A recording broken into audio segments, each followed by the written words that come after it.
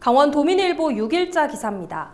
고독사 5년 만에 2배 육박, 40대에서 60대, 80% 차지라는 기사인데요. 노년층보다도 중장년층의 도내 고독사가 오히려 더 많다는 기사인데 자세히 살펴보겠습니다.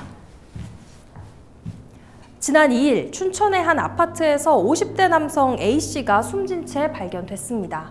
홀로 살던 A씨가 사망한 지 보름이 지나도록 이웃 주민 누구도 그의 죽음을 알지 못했는데요.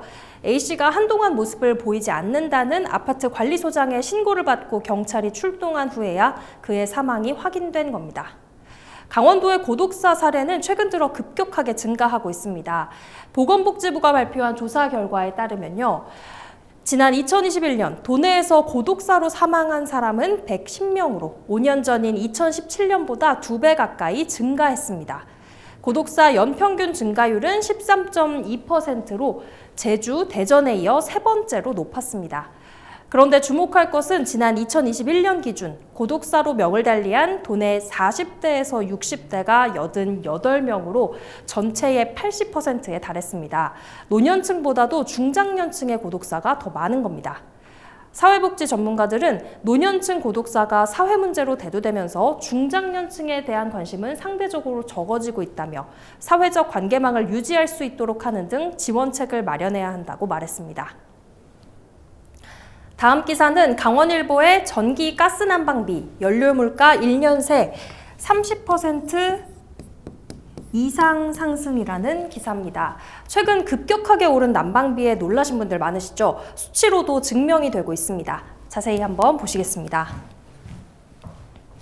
통계청에 따르면 전기, 가스와 같은 기타 연료 물가지수가 2020년 100이었다면 지난달에는 137.75를 기록했습니다. 지난해 같은 달보다 31.7%나 오른 건데요. 상승률만으로만 보면 38.2%를 기록했던 외환위기 당시인 1998년 4월 이후 24년 9개월 만에 가장 높았습니다. 세부적으로는 전기료는 1년 전보다 29.5% 상승했습니다. 42년 만에 최고치를 보였고요. 도시가스는 36.2% 올라서 지난해 10월에서 12월과 상승률이 같았는데 이걸 제외하면 1998년 4월 이후 가장 높은 수치였습니다.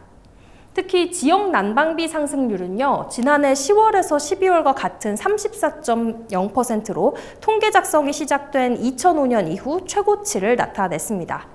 한편 전체 소비자 물가 상승세는 지난 7월 6.3%를 정점으로 둔화하는 모습이지만 먹거리 등 체감 물가는 여전히 높은 것으로 나타났습니다.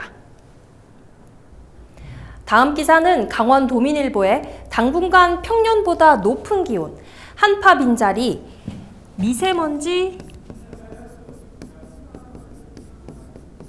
기승이라는 기사입니다. 이 기사도 한번 보실까요?